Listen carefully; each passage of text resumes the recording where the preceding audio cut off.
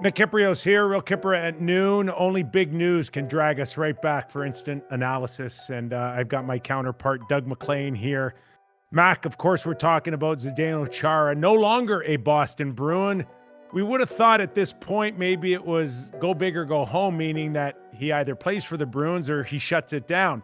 It's neither, as he signs a one-year deal with the Washington Capitals at $795,000. First and foremost, Mac, your thoughts?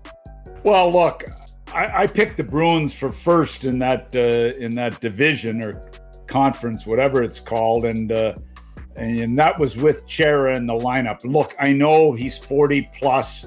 I get all that, but this is bothersome to a lot of the Bruins players. I mean, he was a popular guy. He was a leader there. I'm not sold on their blue line now, but you know, Washington, where does he come in and fit in their group? After Orlov and Carlson, there's a little scrambling going on in their back end as well. So, look, it's caught me off guard. I thought for sure he would sign, but I heard rumblings in the last couple of days that they were talking to Chara about part-time duty, playing part-time. And I don't think he was interested in that. They want to bring some young guys along, the Bruins, but Chara apparently wasn't interested in part-time work. Well, I think that's where you nailed it, Mac, because there are some reports out there that the Bruins were hoping that he was going to retire rather than move on. But I can tell you that they didn't write him off here. This really came down to Mac that he wanted top 4 minutes. He still sees himself as a top 4 guy. And of course, with the Boston Bruins letting him know that they've got younger players that they got to look at in a shortened season, and they couldn't guarantee him his minutes, Mac. So what does he do? He packs up and he goes to Washington. And I would think, Mac, going to Washington, he'd want assurances there that he'd get top 4 minutes. I'm not sure he's a 15, 17-minute guy anymore. No, and I get that. But my problem is when I look at the Bruins back end and I go, after McAvoy, Grzelcyk, and Carlo, I'm scrambling. I'm scrambling for who's going to be the number 4, 5, 6 guy. And I get John Moore. I get Lauzon, who haven't proven anything. Lauzon, to me, Clifton is in the number 6 hole. I don't think they're that good back there. So then you say, well, what about Washington? Well, you like their left side with Orlov, Dillon, Chara is their left side. Carlson, Jensen, Van Riemsdyk is their right side. I mean, is Chara going to get top 4 minutes there? I see Mac, at best 5. Yeah, no. And maybe 6. He's not going there to be a part-time player. He's going there, and I would bet anything, Mac, that they've told him that he's going to be in the top 4, which really could get tricky here if he can't carry it. True. And I mean, look, they signed Van Riemsdyk. They signed Justin Schultz. They've got, Dillon there. I mean, Jensen is going to play. Carlson is their number 1 guy and Orlov by a mile. So to me, is he number 5 there? Is he number 6? Is he 4 some nights? Yeah. But I just don't get the breakup here. I don't get with what he's meant to the Bruins. Was he that stubborn? Were the Bruins that stubborn? Who's stubborn here? Yeah. Because I'm sorry, I'm not sold on this Bruin defense either. And I'm starting to get a little concerned about this blue line. Well, there's no question, Mac, if he would have been willing to fade into the sunset as a Boston Bruin, that could have easily happened. But there's a ton of pride in Zdeno Chára now going to Washington after 14 years in Boston here. This guy's carrying way too much pride to fade into the sunset, and that's what it's really all about. And Boston refused to guarantee him top 4 minutes. That's why he's not a Bruin. Okay, but listen to this. McAvoy, Grzelcyk, Carlo, 1, 2, 3.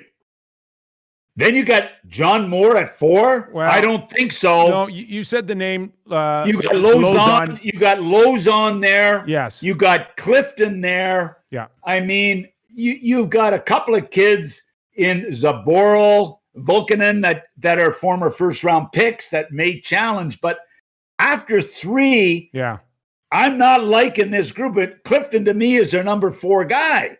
Well, right now, is this a championship team? The Boston Bruins. They better be. You picked them. You picked them, so you got to stick with them. I picked them, but I picked them with with Chara as their number 4.5 guy. Not in Washington.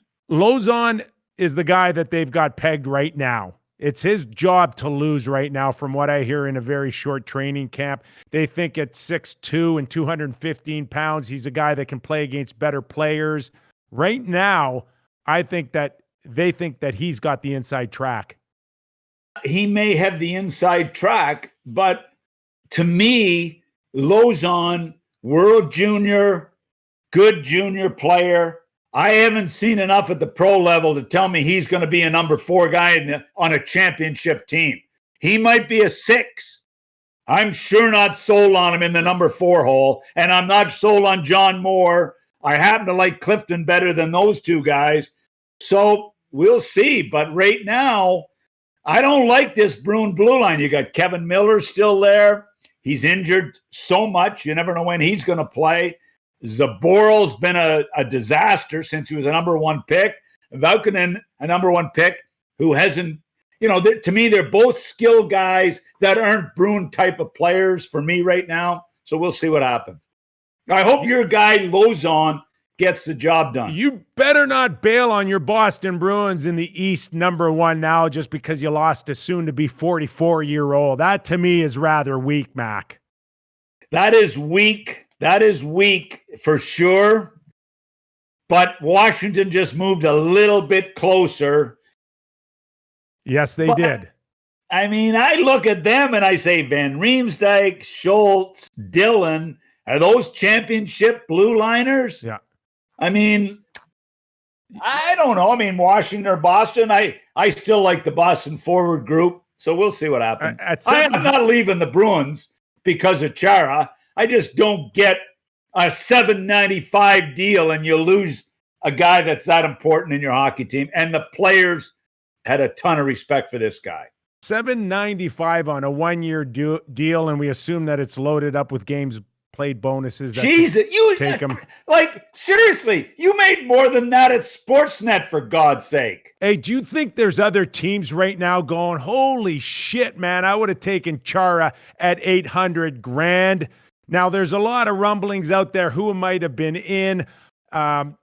I can tell you one thing, that Chara made it abundantly clear to all Canadian teams that's not happening. With his family situation, he wanted nothing to do with cross-border with his family this season. No one was in play, not the Leafs, not Montreal. That was abundantly clear, but maybe a few other teams might be sitting there going, gee, I would have liked the big man at that number. But again, it comes back to what does he want to do vis-a-vis playing time. He's a proud guy. We saw with a broken jaw where he comes back and plays when 90% of the players in the league wouldn't have. But that's the type of character he has. Look, I know they have great with the Bruins still with Bergeron, Marchand, and company. But to me, this is a disappointing day for me as a Bruins supporter.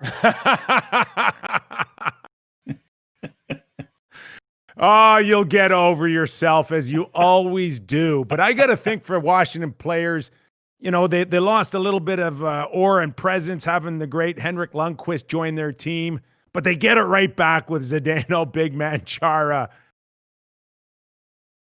And Craig Anderson, who's good every second year. What more can you ask for?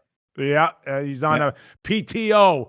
Craig Anderson, exactly. Maybe they found their veteran backup. Okay, Mac, great job filling in right now for instant analysis on the Big Z heading to DC. Oh, I like it.